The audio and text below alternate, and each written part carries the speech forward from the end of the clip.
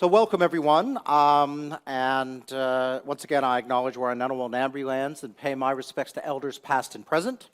So this session aims to trace the journey of civic education from traditional methods and curricula to what we hope might be an innovative contemporary approach. And so how has the old school foundation of civic education informed our current practices, and how's it doing, I think is a question. And in what ways are educators, or do we have the opportunity to do a new approach, a new school approach, to help make it more relevant, engaging, and effective for the 21st century learner? So I'm Brian Schmidt, the Vice Chancellor of the Australian National University, and I'm joined here with the Honourable Milton Dick, MP, Speaker of the House of Representatives, 32nd Speaker of the House of Representatives, member of the Labour Party, represented Queensland's seat of Oxley in the House of Representatives since 2016. Welcome, Speaker. We have a former Speaker, that is Professor, the Honourable Tony Smith. He's a professor in the practice of politics here at ANU, but he is also the Chief Executive Officer of the bipartisan Australian-American Leadership Dialogue. Member of the Australian Liberal Party, served as an elected member of the House from 2001 to 2022. Great to have you along, Tony. Oh, thank you. Next we have Dr. Stephanie Smith from the Museum of Australian Democracy. She's the learning manager at the Museum of Australian Democracy at Old Parliament House, and has worked in learning roles across CSIRO, SciTech, and Perth, are sort of my end of the bit, receiving a PhD in education from the University of Notre Dame after studying at Charles Darwin University. And so someone who's really in, on the ground, how do you actually make civics work? And finally, we have Professor Anne Toomey, Professor Emerita at the University of Sydney. She's one of Australia's most influential academics in Australian constitutional law, undergraduate degrees from the University of Sydney, a master's here from... University of Melbourne, actually. Oh, University of Melbourne, I apologize. You are, thank you. Good to be back. And ANU, I did my master's No, master's of law from ANU and a PhD from UNSW. She's worked for the High Court of Australia and a senior research officer for Parliament of Australia as a researcher in law and government groups, amongst other things. And it turns out she has been involved in the review of the Australian curricula of civics. So I want to just start out with each member of the panel talking about how they see, from quite different perspectives, the current state of civics in Australia. And I guess I want to think about how does it compare to the past? How are we comparing to other parts of the world? What are we doing well? Where are the gaps? So I'm going to start with you, Mr. Speaker. And, we'll kind of 5 minutes here, and then we're going to have a lot of chance for conversations. If someone says something at the end, and you're just desperate to talk about what's just happened, raise your hand. We'll make it more interactive, okay? Thank you. Thanks, Brian, and thanks for the opportunity to talk about an issue that I think doesn't get a lot of airplay, I think it would be fair to say. We have one of the best democracies in the world here in Australia, and you look what's happening around the globe, and you see the strength of our democracy. I know last night's oration was focused on the referendum, and whilst people have different views on the results, the fact that Australia can have such a, some would say, contentious issue debated, ventilated, and voted on without any ramifications or any civil disobedience or kind of disruption shows that our democracy is in pretty good hands. That's not talking about the actual issue, that's just saying the process. And Anne wrote in 2022 about referendums and civics education, I think a piece about how Australians need to know more about civics and maybe perhaps the mechanics of our constitution, but that's probably for another discussion. I want to come to this conversation saying that civics education is in a fairly good state in Australia. At the next two federal elections, so the one coming up and the one after, millennials and Gen Z will be the largest voting bloc, so overtaking the baby boomers for the first time. Quite a big shift. So more people in that cohort, around 39% as a cohort, will be voting. Now, I put forward an argument today that young people are heavily engaged, but it's a different engagement from the traditional sense of perhaps when Tony Smith was elected in 2001 or even when I was elected in 2016. The engagement process has shifted. Young people's trust in democracy has risen. Normally it's gone the other way. But there is a big element in there of how young people are engaging. And the proof point I bring to this is the last general election, where there was a huge shift in the voting traditional patterns in Australia. 17 members of the crossbench of the House of Representatives, the largest since Federation of the Teal movement, and also the Greens winning a record number of 4 seats in the House of Representatives. A lot of that was powered by young people in those campaigns. So they're moving towards an online democracy rather than a people-to-people democracy. And I think you can see that in just the sheer amount of engagement. Now, that is not across the whole of Australia, but you can see in the referendum and also the last general election, a huge shift of young people not happy with the major parties, a record number of around 2/3 voting for major parties and 1/3 of Australians moving away. And I put forward today, a lot of that has been driven by young people being involved, but not in the traditional civic sense, but still engaged in a different model. Okay, thank you, Milton. I'm glad to see you're optimistic up on the Hill and in the chair. So, Tony, you obviously were, not directly before Milton, but a very held up the Speaker's chair for several years, and now you're off doing things like the leadership dialogue between Australia and the U.S. So, tell us your perspectives about the current state as far as you can, from your vantage point. Oh, look, I agree with a lot of what Milton said. We've got to be careful not to think that everything is bad when it comes to civics education.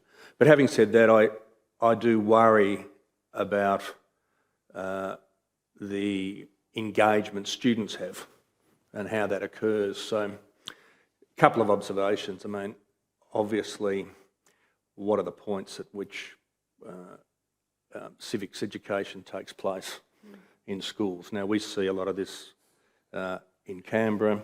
I think there's about 100,000 students come to Canberra. On my last count, or the last advice I had when I was there, that's about 1/3 of the nation. And they're coming in grade 5 and 6. It's certainly, I'm just losing my earpiece here, sorry. Certainly, some students do come in years 11 and 12, but that's about 10% of the total. So my worry always has been that the introductory piece is good and they get a good experience if they come. They go to the Museum of Australian Democracy, they come to the War Memorial, they come to Parliament House, they do role play and they get an experience with it. But the connection between that and voting, and I think, Anne, you've pointed this out in a lot of the work you've done recently on the curriculum, is pretty nebulous right at the point that they're about to vote. Where I agree with Milton is they've got greater access to information than they once did, and I'm not as worried on the misinformation, disinformation with younger people, because they tend to be able to filter that in a way that those of us who haven't had to retrofit our brains to the internet can do. But this has all happened at a time where there are fewer students doing politics, fewer students doing legal studies. And in my experience as a Member of Parliament, going to schools, and for me it was a priority, so that's the first thing. Are you interested in it? At best, I had to say it was fairly mixed. It very much depended on the enthusiasm of the teacher over about a 6-week period, and how that fits into the curriculum. So a couple of other points. Students that are coming to Canberra get an initial burst. Those that don't come to Canberra, their engagement might be with a state parliament, might be, but in big states, and the Speaker knows this, in big states there's not that opportunity, it's not real world. But I visited a lot of schools as Speaker, not particularly because I thought that would make a lifelong difference to anyone at the school, but would get a lot of publicity. And I've got to say, this speaker's done a lot more than I did in that regard. How many have you done? You've done 64. 64, okay, there you go. So in doing that, you get a feel. So my worry is with the curriculum, in what's a crowded curriculum, about where it's taught. I think something has to happen more in the later years, and whether that is spread across the curriculum in history and English and even maths, where you could do an electoral element, is something we need to focus on. But to sum up, I think that critical point, right where students are beginning to vote, needs more work and needs a lot more work. I know in Canada, and I'm not sure the status of it now, when there's an election on, students below voting age do vote as an exercise within the school. They're not counted, okay, but they engage through the whole process. So I'm not saying I've got the 5 things I think that would work, but we all know that democracy is not just about rights, it's about responsibilities. Our history is very much about engagement, and just having spent another week with some Americans, you really focus on that. I mean, from the get-go, the Constitution was ambitious in so many respects. The first electoral act was pioneering in so many respects. It did some bad things as well, but they were thinking of voters as shareholders in a grand democratic endeavour. And whether it's compulsory enrolment very early on and compulsory voting afterwards, just voting on a Saturday, this is sort of foreign overseas. I mean, the first election was on a Friday and a Saturday. It's been Saturday ever since. And of course, that was worked for half the day, all about maximising involvement. And what that really says to all of us is, in a democracy, you've got to keep investing in it and keep nurturing it all the time. And civics education is a critical way of doing that and imparting not only the knowledge of the electoral system, but the responsibilities side of things. For democracies to work, you don't need every voter intimately engaged, but I think we'd agree you need a vast number that are involved in the civic side of things in their community and elsewhere. All right, thank you, Tony. Now, Stephanie, you are literally across the lake. You see those 100,000 students, most of them. Most of them. When they come through. So what is your perspective as someone who sees the other side on the ground, just like our speakers do in Parliament House? I might do both sides because I'm a primary classroom teacher as well. So I've taught in New South Wales, the Northern Territory and Western Australia, as well as working with schools across the country. So I will agree with you that it's a crowded curriculum, that there is a strong focus on numeracy and literacy, and that where civics and citizenship fits into is predominantly Year 5 and 6, and then it appears again in Year 9 and 10. But it's in a piece with history and geography as one component of our HAS curriculum. And if we look across the country, whilst we have an Australian curriculum that we draw from here in Canberra, but also that as a national culture we pull from, other states have chosen to do different things in this space.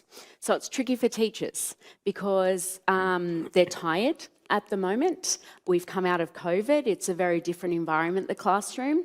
I've got a husband at the moment who is retraining to be a teacher. So I'm on the ground experiencing what it's like for someone to be in the classroom and see the shift from when I was there and how behaviours have changed, what they've experienced over those 2 years.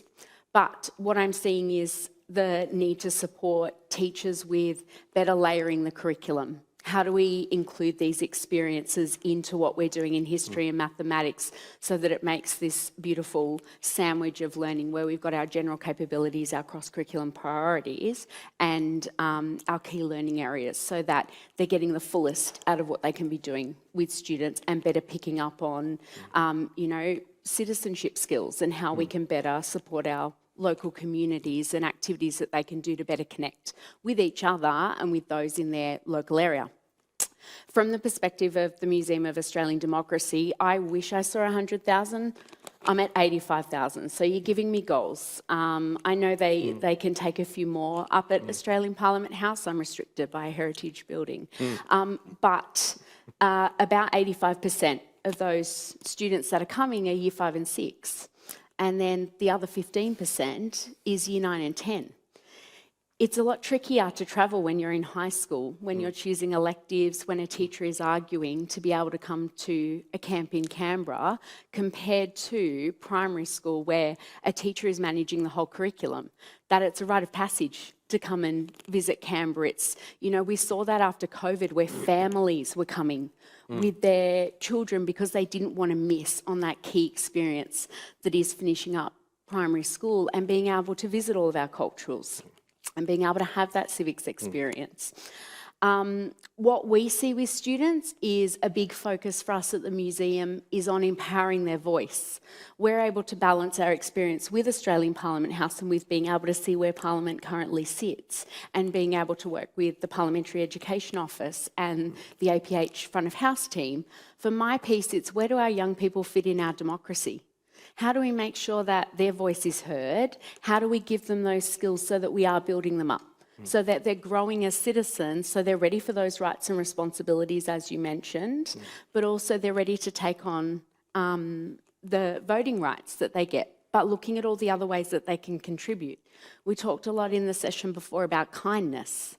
You know, that's something that our little people can work on every day. We can work on that inclusion piece and we can help where we're better connecting with each other in our communities. And that's such a big focus for us in the work that we do at the museum and then how we connect with schools out across Australia.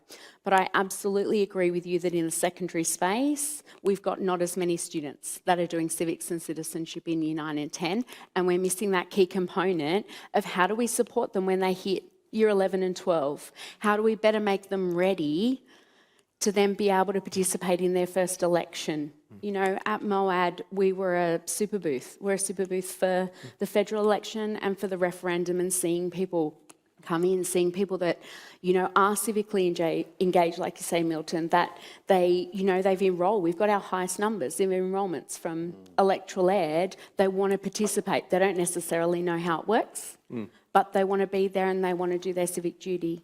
So I think there's a lot of work that we can do to better support students as they're growing as citizens. Okay, thank you, Stephanie. So, Anne, you are someone who has to interact with, you know, the cutting edge of the Constitution, of civics. You reviewed the curriculum in 2014. Maybe you can take us through what you found in 2014 and what has happened since 2014. Okay. And anything else you want to talk about. So my view is going to be a little bit more negative, and I can see why the other three people here are the people who see the kids who do come through. There's an awful lot who don't. And they're the ones that I tend to see often in university.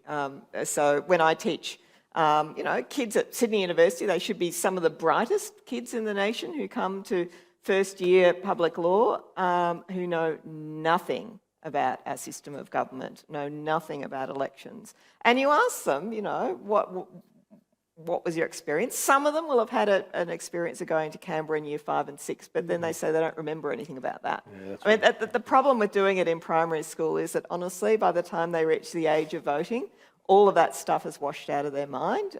It's good as a foundation to build on, but if you don't build on that foundation, then it just washes out and just disappears. I also find a lot of students who come in public law, I ask them questions about things and discover that to the extent that they have been taught or learnt things, it's frequently wrong.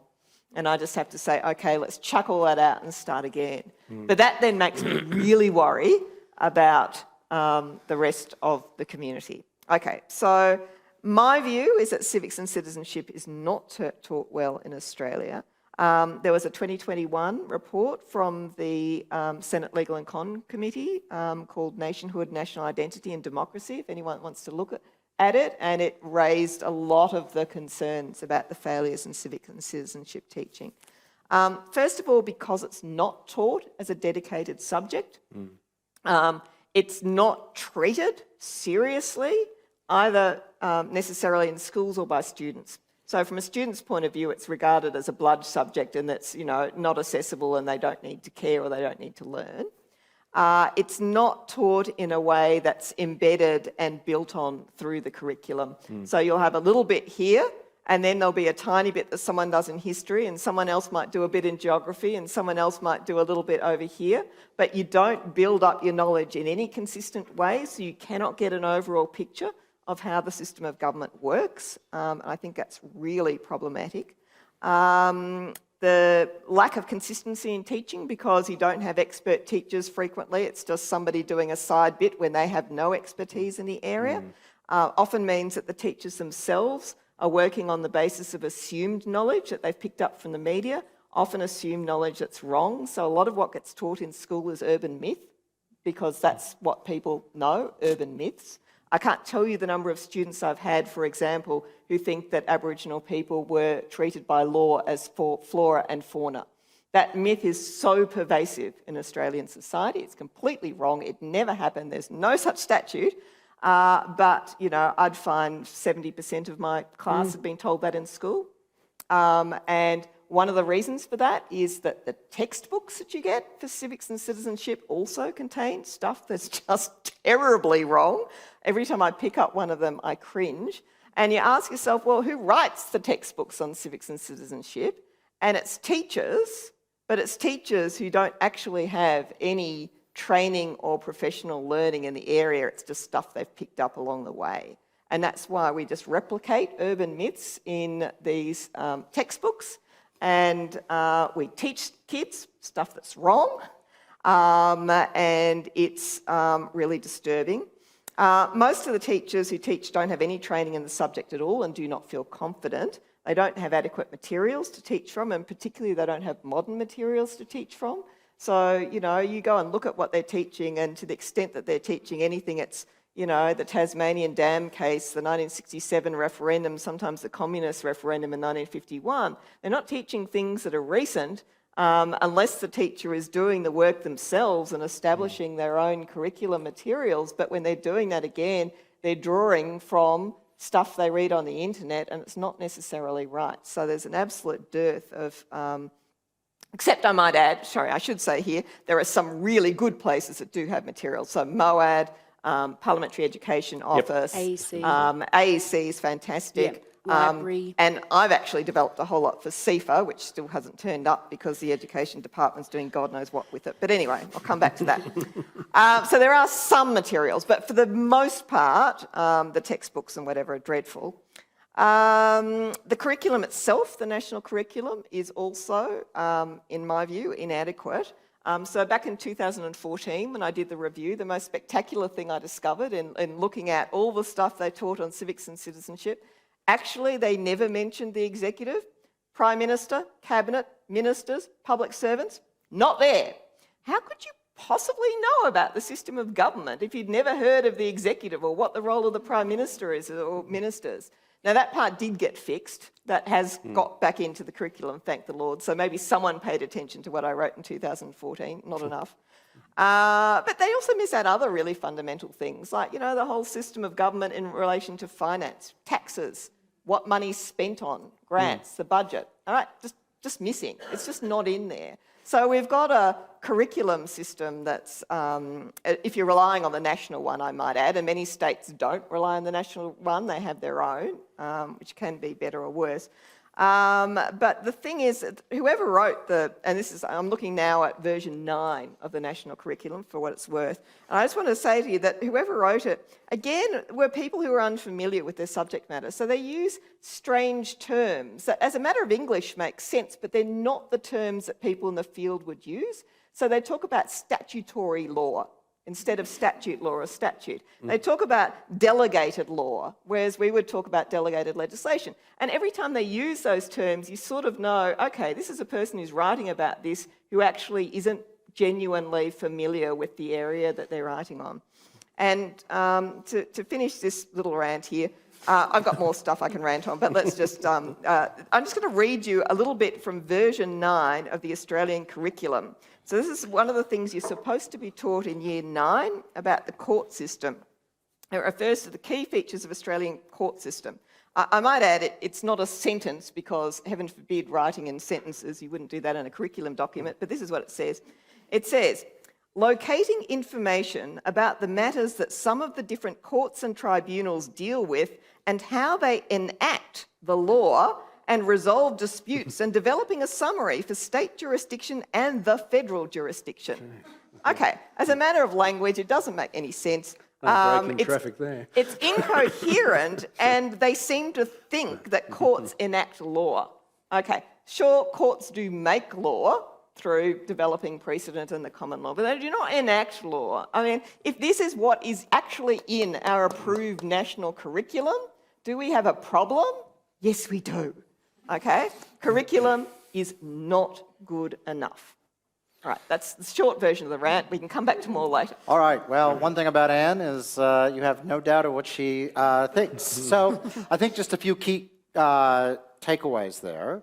I think we do have people coming through Canberra. They do get good access to stuff, but it is 100,000 out of 300,000. So 2/3 do not come. No, it's not. Okay. It's 2.5% of students That's right. come to Canberra. Yeah, so it's schools is about Schools. schools is about 30%, but they tend to be bigger. So it's a much smaller Yeah, fraction. Correct. Yep. So it's 2.5% nationwide of students. Yep. So 97.5% of school students across Australia do not come for the civics experience. But is that for each year? So isn't there 100,000 each year? Yes. So each year, so I'll be a physicist here rather than, each year there's roughly 300,000 students in each year. So they're not going to come each year, but they're going to get one shot at it. 100,000 students are going to get one shot at it in 1 year from K through 12 to first order. Now there's a little double up because some of them come in year 9 and 10 and year 5 and 6. But I think to first order, about 1/3 of students actually get to Canberra at some point during their time. No. Okay. No, if I'll put it really clearly, there's a drop in the bucket of students who come here. Yeah. It's Okay. not anything more than that. So I have 55 schools in my electorate. Suburban Brisbane, middle class, outer suburbs, 4 to 5 get to come to Canberra in a term. And let me give you some context on that. I represented a Victorian seat, so about an hour out of Melbourne, Yarra Valley, Dandenong Ranges. And about 30% of the schools came to Canberra because that's the excursion. Yep. About another third went to state parliament, and about another third did nothing. And so what the speaker's saying is right, as you get further out, it becomes harder and harder, and for very small schools, it's just...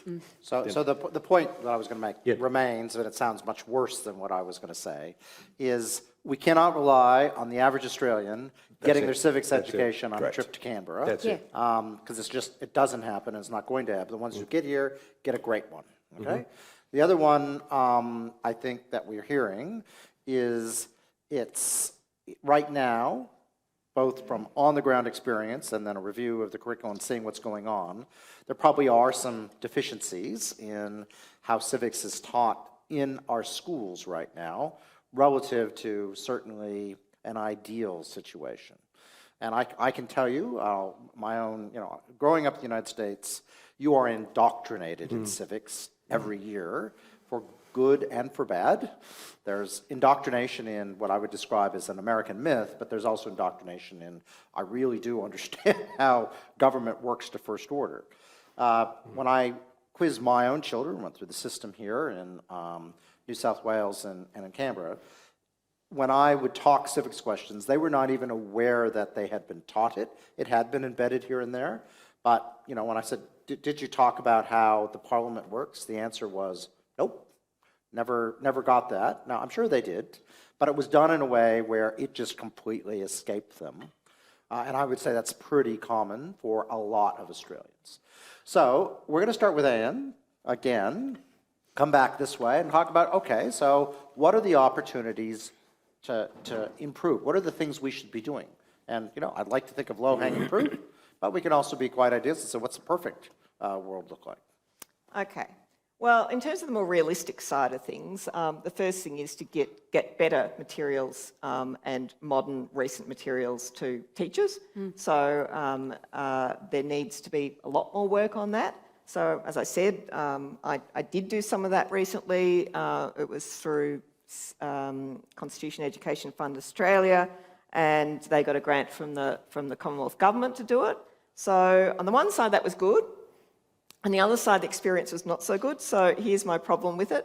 From the Education Department point of view, from my point of view, what I wanted to do was make materials that were accurate, that actually correctly said what the situation was, because I get very annoyed that a lot of what kids are taught is not accurate. So my whole emphasis was trying to do something accurate, engaging as well, and clear, but accurate. But then the Education Department's thing is, well, we can't put anything into schools until it's been sort of tested with teachers, and we need to, have the teachers review it. That's all fair enough, except for the fact that the teachers came and put all the inaccuracies back into it. And so then I spent another whole period trying to weed out the inaccuracies, keeping in what the teachers had for the purposes of making it more sort of useful to students. That's fair enough, happy to have that change, but tried to weed out all the inaccuracies and then put it back into the system again. And it was all supposed to be up on a website by March, and then it's just disappeared into the black hole of the Department of Education because someone else is reviewing it again. And apparently we are no longer wanted in terms of doing anything to it. Now that tells me that someone's just going to put all the inaccuracy back in again. So that worries me. We need to have a balance between, on the one hand, having things that are written in a way that's suitable for the relevant year level and all the rest of it. So we do need the involvement of the teachers in making sure that it's acceptable and that it's useful and that it hits the buttons that they need. But at the other side of it, we also need to make sure that the material is accurate, that we're not just relying on urban myths or sort of assumed knowledge that people have picked up through the media. So better accessible materials and keeping them up to date so that, every year when I've taught constitutional law, there's always been some kind of a constitutional or public law kerfuffle of one kind or another. So we need something where every year that what is being talked about at the moment is something that you can use as a teaching experience, because that's what I do in my class all the time, but we need to be able to do that for schools. So that's the easy thing. Harder things, getting proper dedicated teacher training for teachers, and giving teachers in schools the respect for being trained to teach that particular thing. So, not saying that, we'll only sort of, give support for teachers if they're doing STEM or literacy, but also saying, actually, it really is important to have people in our schools who are properly trained and given that support and experience. So doing that, and also doing that in the teacher training, would be a really good thing to do. But finally, and I think the really key thing will be actually teaching civics and citizenship in a dedicated way. Now, the problem at the moment, I think, someone here might be able to tell me if I'm wrong, but it's something like you're supposed to have 30 hours teaching a year on it. It's not enough for a proper subject, so it just gets hived off to different places, or it doesn't get hived off at all. Sometimes it just gets completely missed.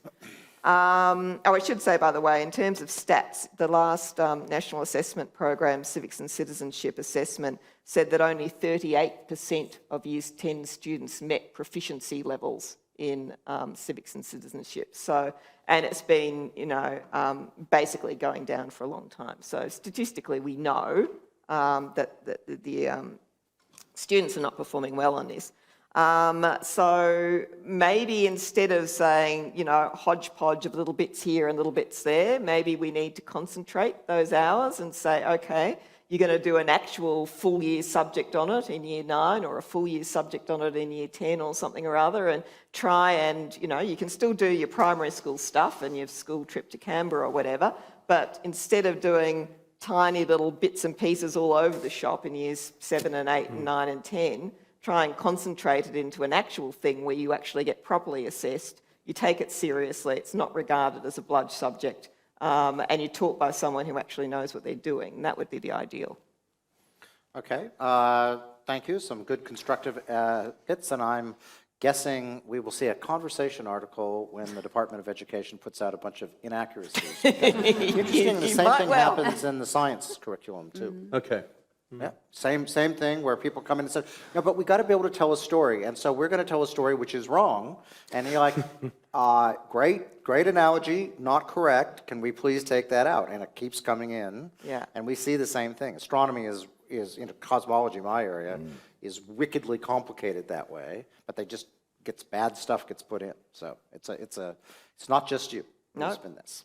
All right, Stephanie, so you're an on-the-ground teacher, and of course at Moed, what do you see are being the easy/hard things to do?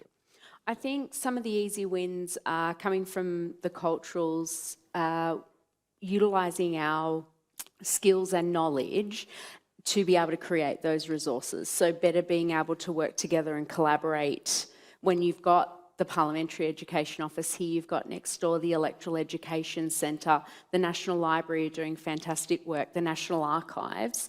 We are all close together and being able to better work together to create those rich resources that we know are accurate, that teachers can utilise throughout the years and that are engaging for students and have those free for them to access. There are a lot of resources now online that teachers are accessing through Teachers Pay Teachers and Twinkle, where they're paying for content that necessarily, isn't the best quality when we're here and we can offer those services. We all have trained educators in our teams that are dedicated to this particular content area and we can support.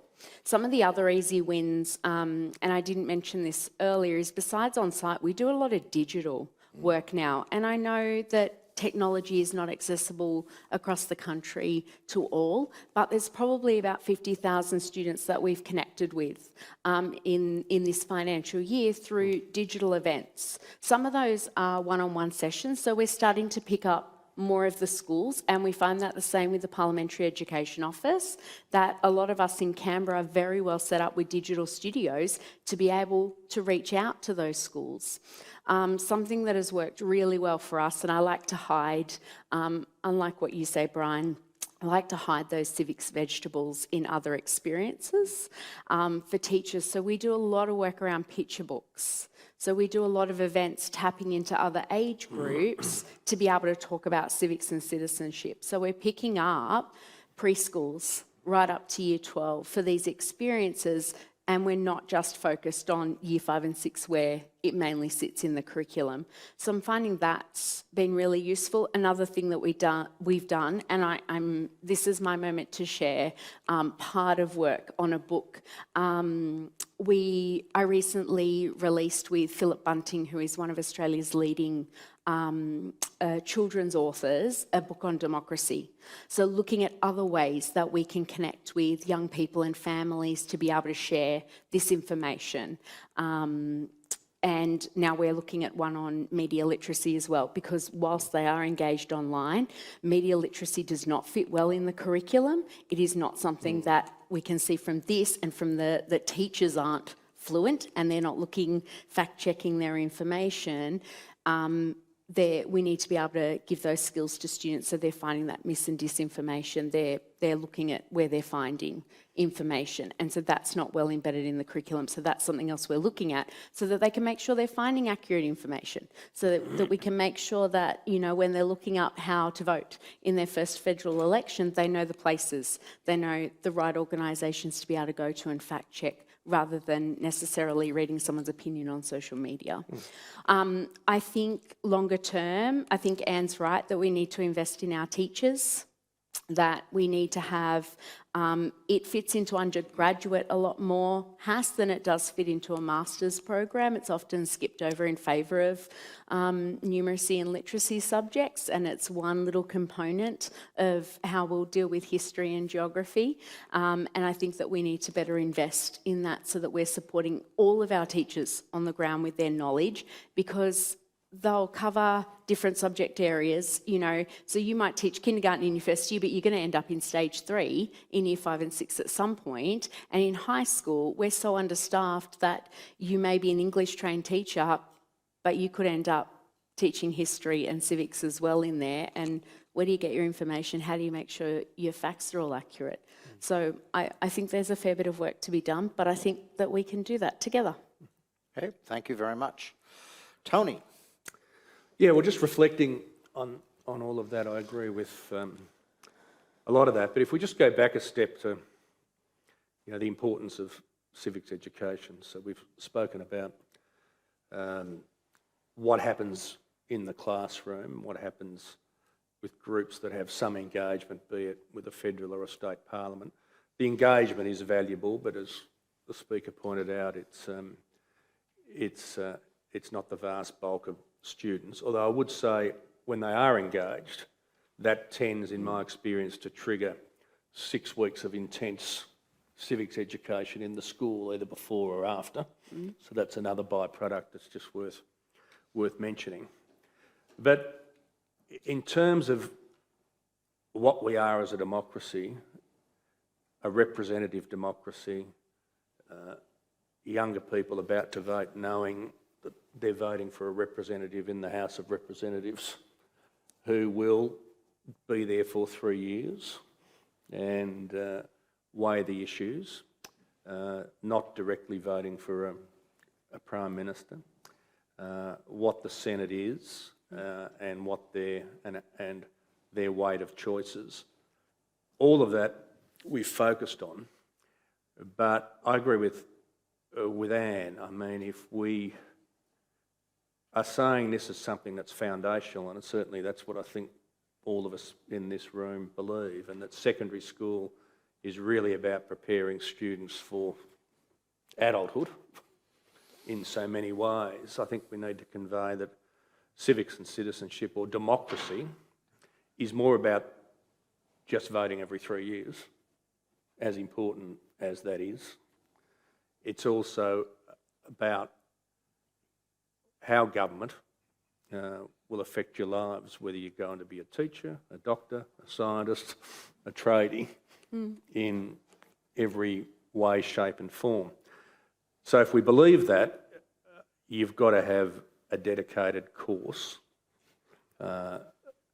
with a consistency, and it's got to integrate what Stephanie was saying and the speaker was saying about the online capacity, and certainly my feedback, it may have changed. If it has, I'll be pleasantly surprised, but there was absolutely nothing wrong with the quality of the material in the Parliamentary Education Office, but getting take-up of this without a dedicated course, with a crowded curriculum, and without the other foundation, the two prongs that Anne, I've really picked up is the teacher training and the dedicated course over time. And for those schools that are never going to get near a state parliament, I mean, I know the Speaker's state, very well. I mean, the idea, and Victorians like myself take it for granted.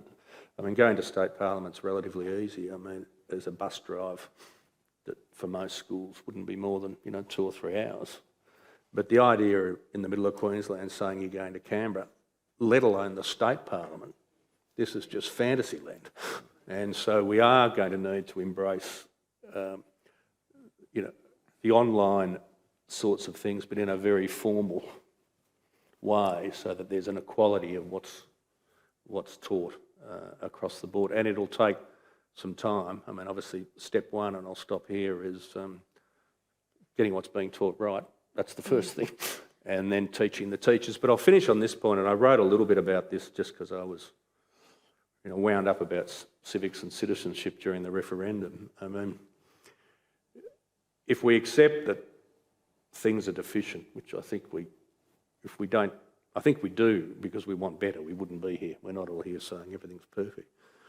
But every decade since Federation, there's been a referenda question, except the last couple.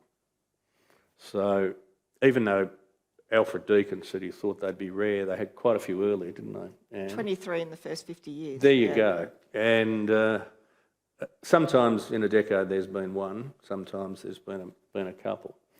But if you look 77 through, 74, 77, 84, 88, there's a lot. And I'm not saying you put questions for the sake of it, but there's an education process in that. And a referendum, unlike anything else, I mean, it's not direct democracy. I mean, it's the closest thing to direct democracy, I should say, in the sense that the members of parliament make the laws, but the one thing they can't do is change the constitution. That's up to all the people. And so you had to be 42 to have experienced a referendum, being the 1999 referendum. So I think no matter what people's views were on the referendum, the idea that people really understood that they were shareholders in the numbers they needed to and what it was they were changing is just a very good example, I think. Thank you, Tony. Mr. Speaker, we'll give you the final word. Well, three things. One, I think getting more kids to Canberra has got to be the priority. And the PACER program, which is the funding source for getting kids to Canberra, has not increased since 2004. No. So it hasn't kept up to pace, literally. It's been at 2004. So last year we allocated... And that's when there was a whole lot of bipartisan backbenchers like myself got it, but it's barely sort of there, isn't it? So if you're a kid from Charters Towers or the Kimberleys, there is no way that you're ever going to be able to afford to come here. So the money that wasn't spent during COVID, I appropriated last year to have more kids from rural and remote kids coming to Canberra. So we've got a record number coming through here. That's number one. Number two, for those kids that don't get there, 3.8 million students in school today, 100,000 will only come this year of the 3.8 million. We need to have those online resources, and I've written a new program, Parliament and Schools, which we're rolling out across Australia. Obviously, that's got to be done in a more coordinated approach so that members of Parliament at least have a toolkit, at which Tony started, to build on, and that's hence me visiting some of the most remote schools in Australia to deliver this alongside members of Parliament. Just PS, there's a lot of members of Parliament who don't visit schools. That's another cultural shift. I acknowledge Gai Brotman here, a former member of Parliament. I think Gai went to about every school 100 times a year. So that we've got our bit to do in terms of the parliamentary program. The third element, second part of that is looking at what I call parliamentary hubs. So getting resources into places like Townsville, to border communities where schools will be able to better come and do a 2-day workshop on that if they can't have that experience, although the teachers are time poor. But there's another element I want to bring into the conversation today. We're speaking on young people, we're speaking about school students. Another thing I want to really work on is new resources for new citizens, for people who take citizenship. Now, members of Parliament, we love going to citizenship ceremonies. You get your flag, your tree, you sing, I am, you are, we are Australian, and have a cup of tea and go home. But what's next? What's after that? A month or 2 months after, where is the support for citizens to, and not only talk about voting, but the responsibilities that come with citizenship, jury duty, ensuring that you're understanding our legal and judicial system.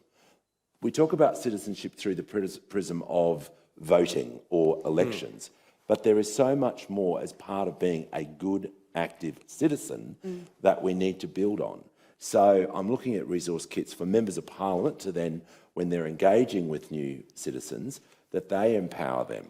I'll finish on this story. I had 2 English teachers. One was my English teacher who came and voted at the pre-poll at the last election. Heavily involved in the community, wonderful women. They said hello to me, came in and voted, and kindly said that they'd supported me and said, "You're the best mayor we've ever had." This is on election day. Now, no, they're obviously confused, but we can't remember that this is not just young people. Citizenship is a journey right throughout your life. And whilst it's tempting to think about, well, educate young kids and that's it, there is a whole piece of work that I think as a nation we need to do to empower people. The more engagement we have, the more education on citizenship across all age levels and all demographics, the stronger our democracy will be. Well, thank you, Speaker. So we're going to start going around for questions, and I've got a couple, but we're going to start with yourself. And let's take, we're going to do 3 at a time, and then we'll reflect on those collaboratively. So if we can go 1, 2, 3. I don't know if we have a microphone. Microphone there. It's all right. Pam is going to get it, and she will go up.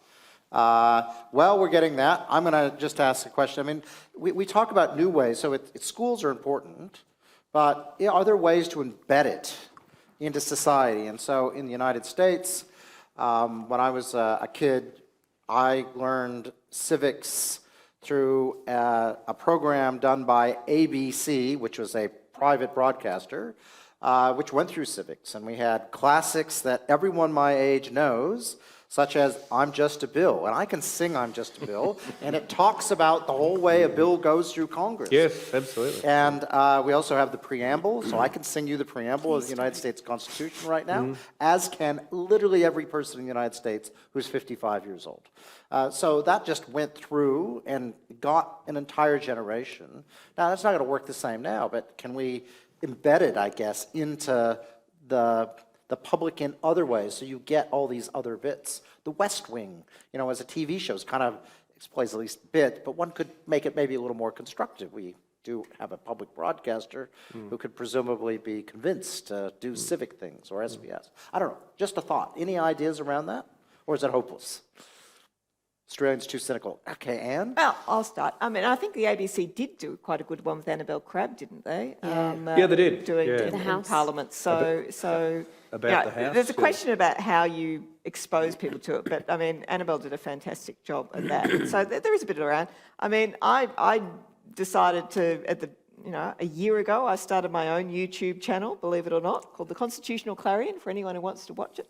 And I did do a huge number of videos during the whole voice referendum, just explaining the various constitutional issues. And then when people raised questions with me, I'd do a video on it. And, some of them are short, some of them are longer. I did actually, at the very, very beginning, I did a, what do you call those things? A product review of the voice referendum proposal. Because, the one thing I had to do when setting up a YouTube channel was figure out how to do the camera and all the stuff. I did everything myself. I'm a one-man band, but my technology skills are not great. So in doing that, I had to watch a whole lot of YouTube product reviews to work out what camera to get, what sound to get, all that stuff. And I thought, what the hell? I'll do a product review of the referendum. And that got quite a lot of views. So I think overall, I mean, okay, I've never advertised, so it's just word of mouth. But, I got 30,000 views overall of the stuff that I did. But the reason for doing it is precisely what Brian was saying, and that is just simply to put out there as public education stuff that's not only for kids but for adults as well. If you actually really want to know something and you Google it and you can stick it in there, if you can find a video of me explaining it and, hey, that's a good thing. So it's a small contribution, but I think what Brian's talking at is a bigger, more consistent thing. Yeah, a bigger brand that you try to get 80, 90% hit. Yeah. So, Yeah, no, I think there's something in that.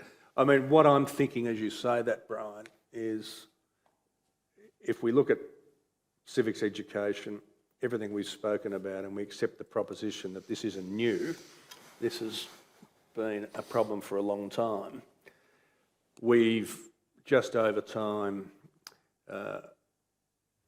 things have changed in how civics is talked about. So once there'd be different family conversations, okay? So there's a negative and a positive side to this. I mean, if parents have been through curriculum free, essentially, in civics, when the referendum came around, those sort of conversations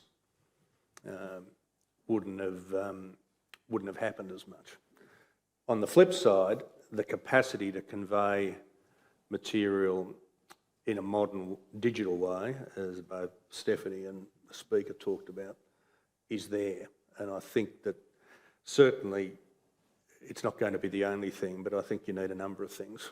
And to be able to push that out and how it's pushed out too, I mean, I wouldn't just be saying it's the federal government that does this. I mean, certainly in the United States, there's a number of pro-democracy, bipartisan think tanks. And the other thing that's a conversation for another day is really looking at some of the best practice in some other areas. And I know there's some information that's come out today on that, some comparative civics education that the universities work very hard on.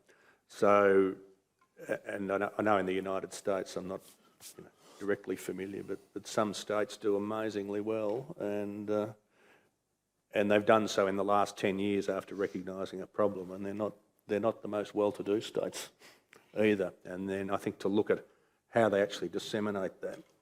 And I think what you're saying is good. I mean, the Annabelle Crabb piece rated very well, and it's there. But at certain other points, I think there's a real opportunity in what you're suggesting around electoral events where, you know, in the lead up to where not just students, but everyone else says, you know what, I am interested in what all this is about. I'll take a chance, and they're going to do it. They're going to do it on YouTube, probably. All right, well, let's go, and then you guys can chime in as well. So we'll go here, here, and here are the questions, then we'll reflect. Please, and tell us who you are. Glenn Barnes. Yep, you're good. Yeah, Glenn Barnes, you're good. You're good. Co-chair of Citizens for Democratic Renewal. Yep. I was involved in that Senate inquiry, and I think there was a lot of evidence given there as to the challenges our democracy faces. Unfortunately, the committee saw education of school kids as a way of solving what is a deeply embedded problem in our nation. I think Milton came to the essence of where I am. It's not teaching children the mechanics of democracy. It's actually getting citizens recommitted and re-participating in our democracy. In fact, a liberal democracy, I think it was said by an author I was reading the other day, participating citizens are the glue that holds a liberal democracy together. One of the biggest problems we've got at the moment is things are still going backwards. I was involved with a survey from the New Democracy Foundation just prior to our last election. And unfortunately, most people, in spite of all the great efforts of you who serve as politicians, see politicians basically, one, most interested in their own self-interest of gaining and holding power. Secondly, supporting a party platform that maybe doesn't necessarily reflect what the electorate wants. And thirdly, strongly influenced by sectoral interests that support the party. They don't see them actually trying to do the prime function of a liberal democracy, which is forging common solutions to problems that the majority can live with. And I think we have to not only educate the population, but I think we need to do a lot of work within the polity of working out how to re-engage with the population. And I think the sad situation that happened with the voice vote was the very sad cutting out of the phases where the population was engaged. And by the population, I mean everybody in the population, not the elite groups who engage in a lot of the discussions through the press and meetings like this, but everyday Australians. If we don't get them involved in exercising their citizenship, I really think trust in our system will continue to decline, and cynicism in the home will trammel any amount of education you give young people through the education system. Okay, thank you very much. Appreciate it. I'll have you hand over here, and then we'll have a chance after our third question up there to reflect. Thank you. Yes. Daniel Casey, School of Politics and International Relations. Picking up a bit on that, I guess my question, two parts. What's more important? Is it the mechanics, which I'm hearing from Anne, or is it the cultural piece that I'm hearing from the two speakers? And then, speaker and former speaker, and how much of it needs to be standalone and how much embedded? So, trying to convince my children's primary school that voting for school captain should actually be preferential, not first past the post. It was beyond them. So I guess... It depends how you think you're going to go. Okay, thank you. And then up at the top. Hi there, Andrew Hudson from the Centre for Policy Development. I guess I just wanted to talk briefly about the role of kind of philanthropy and non-government in promoting this. Yeah. And so I'll tell a geeky personal story. In 1994, I came to Canberra in Year 11 for the National Capital Seminar, which was put on by the Queen's Trust. It was a totally life-changing event, fully funded by what's now the Foundation for Young Australians, but done away with ages ago. They got every school to nominate a Year 11 student. That person was interviewed by the Queen's Trust, so they at least, even though they only chose 100, they went round to every school, and at least one person was talking about this process. And we came here for a full week and got to meet everyone. And I won't bore you with the details, but I guess it's also how can civil society and how can philanthropy be stepping up, because they seem to have also walked away from civics education, and I think they can play a huge role as well. Okay, thank you. So 3 quite diverse questions. Speaker, do you have any reflections you'd like to go first? And then other people want to go in, just raise your hand. I think we're all in furious agreement that we want to see knowledge and embedded, the knowledge embedded in community. I don't think we need to overthink this. We have the Australian Electoral Commission, which is one of the most trusted. Yes. Apart from maybe a little bump in the road at the last referendum where the other influences were coming in to say that for the first time in my life that somehow the AEC was a little out of whack, the Americanisation of the AEC, as I like to call it. But we already have a trusted institution. No one thinks our elections are rigged. We're not into that space at all. I don't think we need to overcomplicate this. I think we need to look at the Australian Electoral Commission, a trusted institution, to be able to develop and just have an ongoing conversation. Not just at election. I slightly disagree that it should be at election time. I know that's when people are focused on. Yep. But that's bringing in outside or independent bodies. You could be questioned then for political leanings or outcomes. How independent are you? Who's funding them or forcing? So I slightly disagree with you there. But we already have the bedrock of our democracy, the AEC.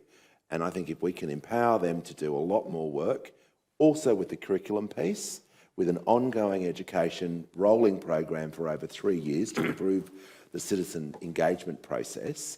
So there's not just an ad on TV, 3 weeks out, fill in the ballot paper, choose who, how, upper house, lower house, but more of an ongoing conversation piece. That's where you'll get the song, the anthem, or whatever it is about democracy.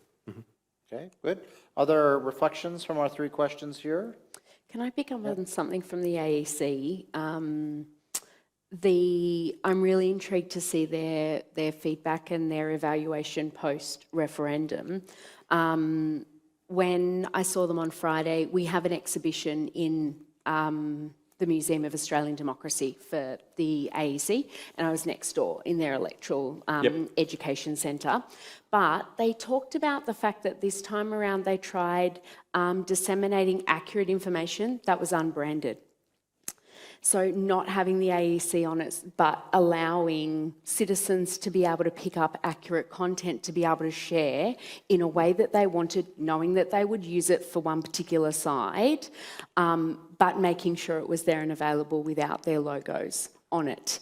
And I think that's really interesting for community and for considering how we can offer other options and seeing what the uptake of the downloads of that was, and if communities utilise that. And I know they also went out into community a lot more and did a lot more conversations in language as well. So I'm keen to see what comes out of that and what we can learn from their experiences and how we can create an ongoing campaign with them where there is more of that embedded civics, not just at election time. So out of curiosity, why was it unbranded? Because that strikes just a little pang. Because suddenly as transparency becomes and an I'm issue. speaking on their behalf, and I'm not the AEC, but for people that didn't necessarily want to share, that wanted to have accurate information but didn't necessarily want it to look like it was coming from the AEC, that they could then do what they wanted with the piece of information and know it was accurate. So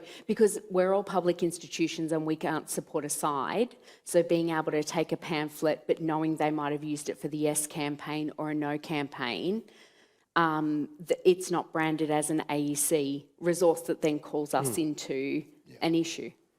Does that make sense? Like, we looked at an A to Z campaign. We were funded for a neutral campaign for the referendum, where we only talked about how does a referendum work and what is a referendum. But having our resources alongside a yes or a no campaign is an issue for the Museum of Australian Democracy, who is apolitical.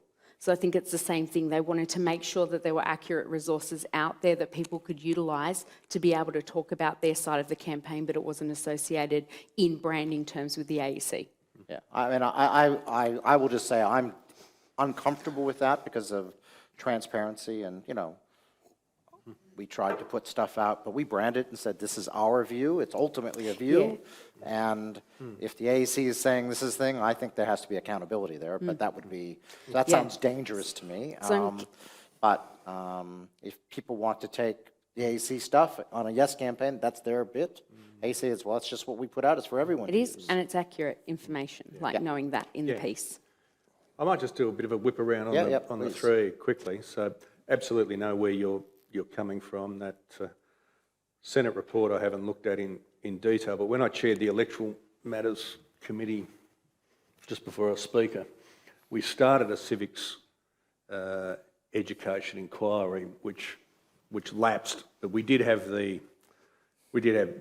several weeks of work with all the institutions, and so I know where you're coming from. You make a good point about a liberal democracy. I mean, the whole point is that government has a role, an important role, but it doesn't have the only role.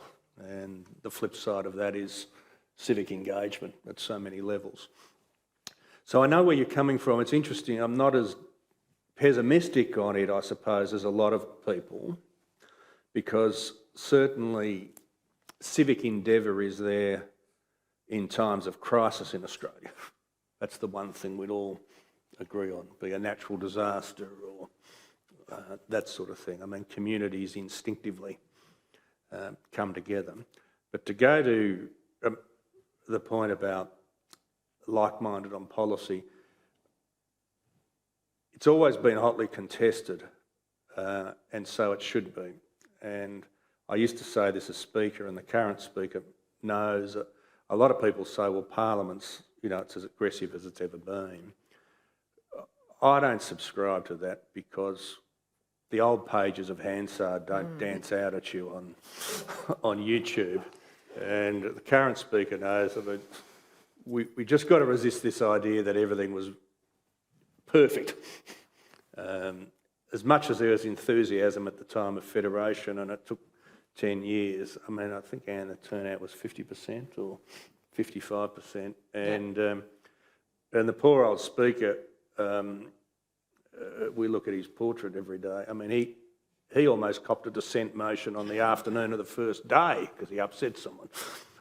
And of course the conscription debates and all the rest. I mean, so it's always been hotly contested. It's really about civility, I think. Going to Daniel's points, I think both are important. I think they're just sides of the coin. People need to know how they're voting and what they're doing, and that their vote's formal, and that they're, particularly in an age of misinformation and what's going on, but that there's wider responsibilities as well. And I absolutely agree, there's a role for some of the private foundations, and I have a bit to do with some of them I'm asked along to speak, and they do good things, as does Rotary. I mean, where they fund someone to do something civically, they're often creating a leader for the future that has a ripple effect.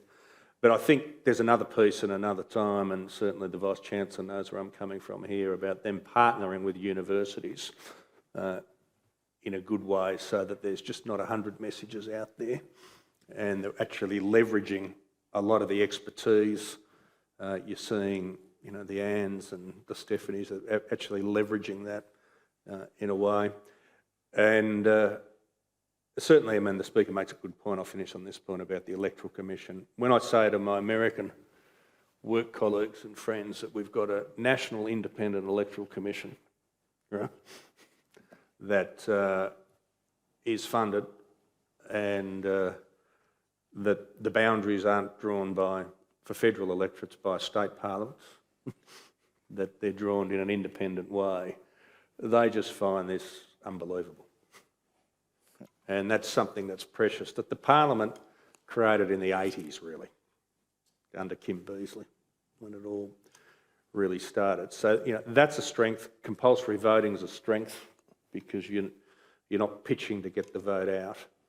And, when I told some American friends that, look, the election was very close in 22, but it was conceded without rancour. The Prime Minister and the Deputy Prime Minister were sworn in within 48 hours so that they could travel on behalf of the new government to Tokyo for the Quad meeting to meet President Biden. I mean, that is a good strength we need to acknowledge. However, on the misinformation side, seeing some of the stuff Tom Rogers talked about, I think in The Australian in the last week, we do, as strong as all that is, we do have that challenge going forward and we need to recognise it. When my own mother, who's 85 and very with it, said, my friends are very worried about voting with pencils. And I said, Mum, you've been voting with pencils your whole... Not enough erasers in the country to... What do you... But she said, I thought that was the case, but I thought I'd ask you. And so that is coming in. It's obviated by our structures that are very different to other democracies. But certainly when you go from the sort of media transformation we've had in the last 30 years, and as the Speaker pointed out, from a two-party system that was heavily contested, but in 1975, I mean, an earthquake of a year, the combined primary vote of the two major parties, or the Coalition and Labor, was 95%. So just from one to the other. And so look, I'll leave it at that, but they're just some thoughts on those Can I issues. just throw something Yep, in no, just please, quickly? Anne, and then we'll go forward there for questions. We have probably time for one or two more questions, but Anne? Okay, so the one I want to raise is the discussion about the difference between the mechanics and cultural. I think there's something that we're missing in there. I mean, mechanics, yes, important, but I mean, a lot of the mechanics actually don't need to teach kids. I mean, who cares whether a bill goes through Parliament 2 or 3 times, or second reading, third reading? Yep. That's the tedious stuff that I don't think people should. Interestingly, teachers tend to obsess about it because it's just a fact and it's something that you can give things. What's really important to teach is the fundamental principles and how the various parts of government interact with each other, and what are the sort of the accountability aspects of it, and what are the checks and balances. They're the things that we actually need to teach things. And the other thing that I think is disturbing, and that is, so one of the statistics that comes out of the NAPCC thing is that the distinctions between levels of knowledge actually very much reflect the distinctions that we saw come out in the referendum outcome, and that is that the people who have the highest level of civics and citizen knowledge, the students who do, are the ones who have parents with high levels of education, the ones who live in the inner cities, and the ones who come from affluent areas. It's the kids in the more rural and remote areas. It's the kids who don't come from an affluent or area or don't have parents with a high level of education. They're the ones who are actually missing out and don't get that kind of civics education. And the really sad thing about that is they are the people who are more likely than anyone who are going to need to understand how the system of government works in order to be able to navigate government systems, particularly when it comes to welfare. They're the people who may well be exploited in their first job and not know how to deal with it. So the people who most need the civics and citizenship education are the ones who are least likely to get it. And I think that's really problematic. But yeah, when it comes down to the issue of mechanics or the cultural side, I think what we really need to be looking at more is just an understanding of how government works, not so much from a mechanics point of view, but so from a principle point of view, the sort of the democratic principles that are involved, but also how it works in terms of checks, balances and accountability, and how the whole system works together, because that's what you need to rely on. That's the foundation that you need in order to make later assessments in life. And the final point I'll make about that is getting back to the misinformation one. We've got so much more misinformation going around these days. It's pushing governments towards ideas that, we need to have legislation that, censors and suppresses and all of that sort of stuff. And that really worries me, because I think once you chip away at freedom of speech, you undermine the pillars of democracy. I don't think that's the answer. But you've got to ask yourself, well, what is the answer? And the answer is that we need better education so that people are inoculated against the sort of rubbish that they're getting, because they have a basic understanding of how the system of government works. A lot of that misinformation just wouldn't be able to hit the target if people just had the foundations built up. And that's the thing that drives me in relation to civics and citizenship. That's what motivates me. I just want an entire population over time with a good understanding of how government works, so that they're not vulnerable to that misinformation, that they're inoculated against it. They can dismiss it because they just have the foundations. With so much missing. And that last point, it'll be interesting to see if Tony's right, that the 18-year-olds now who have to deal with this every day haven't been kind of trained in a way that, the 50s and 60-sums are still trying to sort out. So we have a question here and a question there. Oh, you've got a question as well? Good. You're out of sight. So go quick.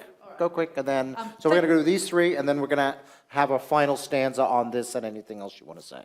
Yeah. Thanks so much. I work in the national security space, so I'm delighted that people are thinking about this, because it's actually a huge issue that is destabilising in a security context as well, of course.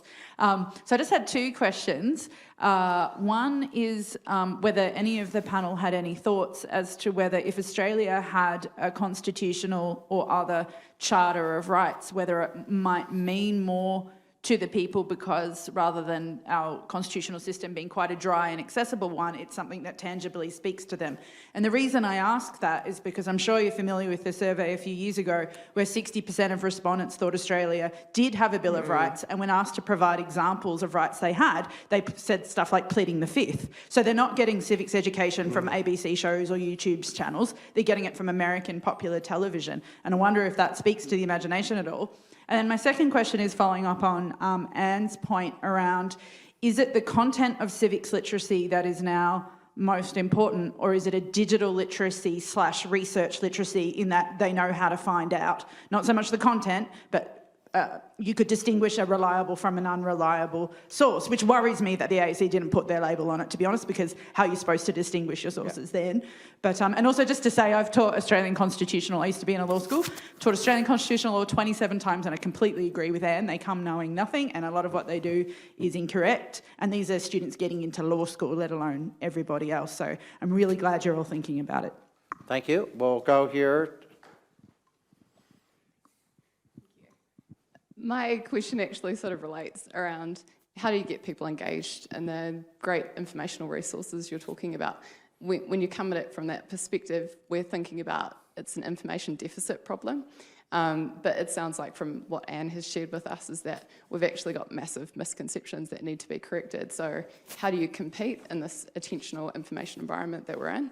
And actually, how do you create motivation to actually engage in this space with people who've gone through high school, gone through universities, and now you're trying to hook them back in to being fully engaged, especially in a very busy information environment.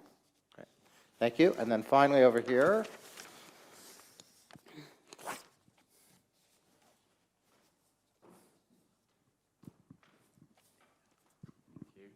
James Collett from Oricon. I wanted to offer the speaker first up that I think Bluey's visit to the Parliament will probably be a top rater and potentially a good way to tick some things off.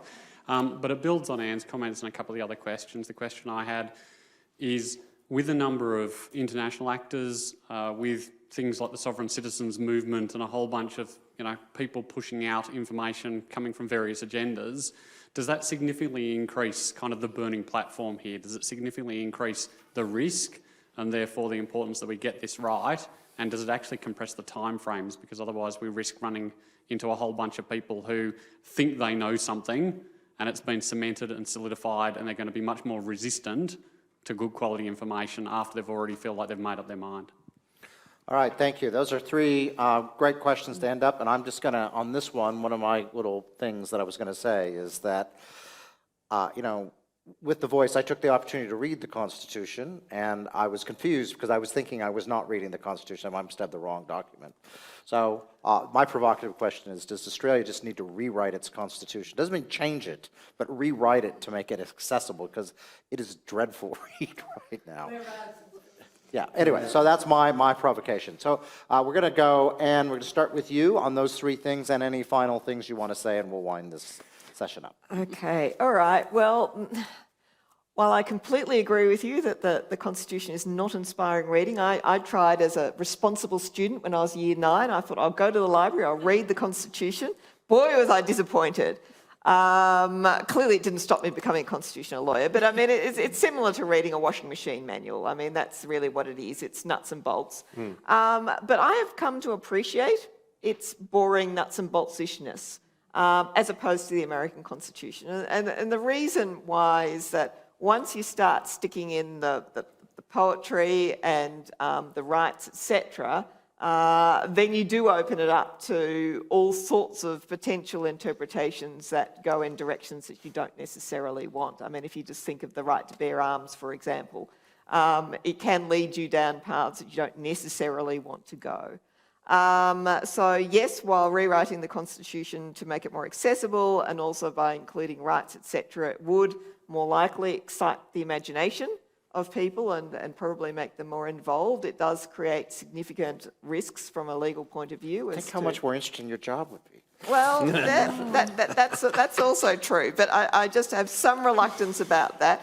There is some sense in having a washing machine manual as your constitution, because you can confine it to doing what it needs to do without getting sort of letting it go out and do things that it probably shouldn't.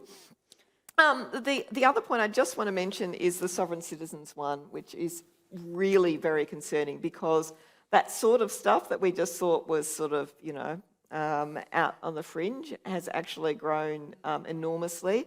I was at a Supreme Court conference recently, and they had a whole session on pseudo-law, because these people are blocking up the courts, in enormous measures now. It's actually become a financial burden on the running of the country, that there is so much difficulty with these people in terms of law enforcement, how much police time is taken up with this, in terms of the courts in managing these sorts of things, because again, these people don't accept anything that's told to them and will relitigate and will sue and then will charge the judge with treason, and it just goes on and on and on. So there is a real problem with the sovereign citizenship movement. I don't know what the answer is to it, but again, I do think generally education is a good form of inoculation against crazy stuff later on. So again, getting back to schools and doing this well across the country. If people really did have a good fundamental understanding of how the system of government worked, maybe they would be less likely to be seduced by these sorts of, pseudo-law crazy theories. But yet we still have crazy people even in our law departments. Yeah, well, you'll always have some crazy people, but I think it has been expanding in a concerning way in recent times. Stephanie? I'm going to pick up on the literacies. I think all of the literacies are really important, and I think that the civic literacy in particular, but that there's 3 components that we don't necessarily address with our digital literacy. So being e-safety is the first one, especially for our little people. And I know there's a lot that comes out from the e-safety commissioner, but digital, so e-safety passwords for our little people, private information that they share online, but digital literacy being how you learn how to use YouTube and the tech you need, how you sign up for an account, how you sign up for Facebook, how you uninstall Twitter. And the third being the media literacy component of those core critical thinking skills that we want our citizens to have, but especially our young people, to be able to reflect on the information that they're reading and to make those decisions so that they can find, reputable sources when they're looking for their facts and stats. So I think all of them are super important, and I don't think they're as well represented in the curriculum as they could be. Great, thank you. Tony? Couple of observations just on bills of rights and things. I've thought about this interestingly over the last few months for a range of reasons. I mean, I don't think that's the solution. I think it came about very differently. I agree with Anne. I think we keep coming back to education being the investment in democracy and the nurturing of it. And I think all roads lead back to there. I mean, obviously Jefferson wrote the Declaration of the Rights of Man, and he was in Paris when the Constitution was written, and I mean that declaration came about. The reason it's a beautifully written document, but we weren't involved in a war of independence. In fact, we were the first democracy ever created by the vote of a people, and the Constitution is just it reflects 12, 15 years of compromise amongst the colonies, and so we'll always read that way. Having said that, I do think there should be regular constitutional conventions as a clearinghouse, and that might be once every 7 years.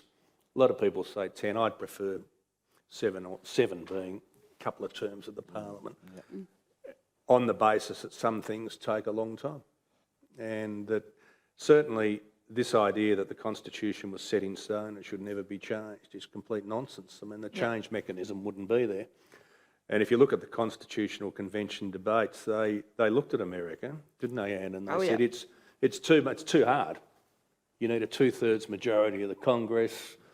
It'll almost never happen. We don't want to be like that. We want it to happen. Now, we want it to be a bit difficult, but there is a great quote from Deakin where he said, I'm paraphrasing, he's far more eloquent than me, we've done our best, but the nation grows and things change, and but you'll have to, obviously, you won't be changing it willy-nilly, but you're there to do it. Now, without there being regular conventions that say what are the sorts of things that have changed, I mean, what's our view on local government these days? What's our view on taxing of electronic vehicles? I mean, the High Court, we had state excises for years. So it's not just the immediate political, it's and you've got to ventilate these things to avoid questions where, without the sorts of things we've been talking about, it's very easy to say, well, if I don't understand it, it's all too hard.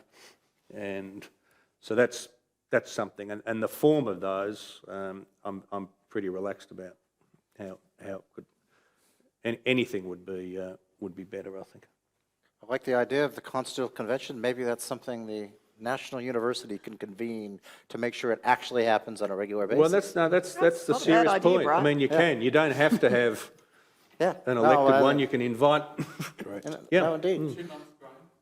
Huh. You've got 2 months. I'm not dying. At least I don't plan on to. In your spare time. Indeed. Speaker.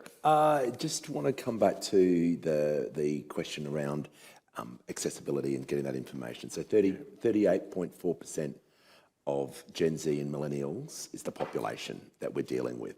So we already know that online information is the future, is the key here. Good. Yes, education is important, but that's a key takeaway from today. On your question around a Bill of Rights, as someone, unfortunately, the only person on the panel who on a daily basis, maybe even hourly, I'll check the emails before I leave, who gets constantly bombarded about the World Health Organization, about the United Nations, sovereign citizens. I have quite a large movement,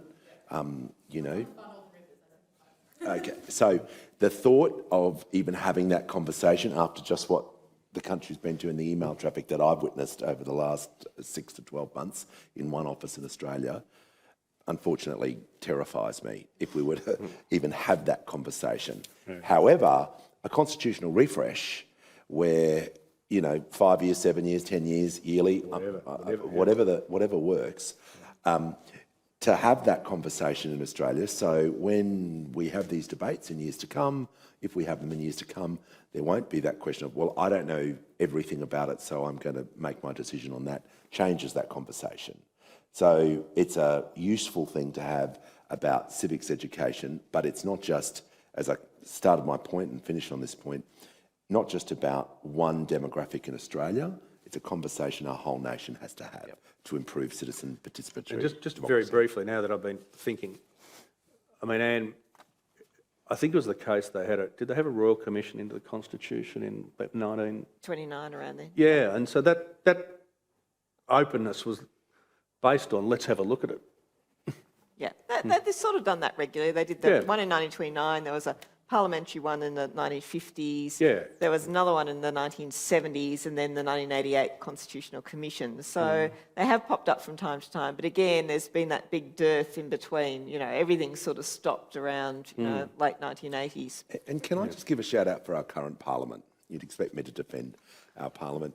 Just something that Tony said earlier today, this thing that really gets up my goat when they go, oh, well, you know, it was a gentler, kindler, civil parliament, you know, in, you know, the turn of the century or you know, the way the debates operated. The first 50 years in our nation, 121 people were sitting in that parliament. At best, 120 were male. Yeah. For the first half century. I know our parliament is not perfect and there's plenty of criticism. 1943. 43. Yeah, well, yeah. 43 years, right? Yeah, but that's right. But To have that, and you look at our parliament today, 42% women, 11 First Nations people, representation of faith, diversity, multiculturalism. Now, it's my opinion, it's only my personal opinion. The more the parliament looks like Australia, the better our country is. Yeah, agreed. Great place to end. Let's thank our panel once again and move on to lunch.